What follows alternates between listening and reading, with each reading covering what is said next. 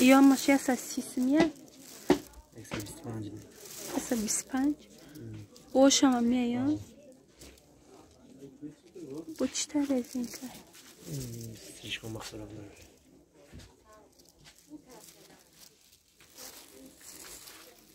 یا چندیه مترش 70 سمایه یا لیباسش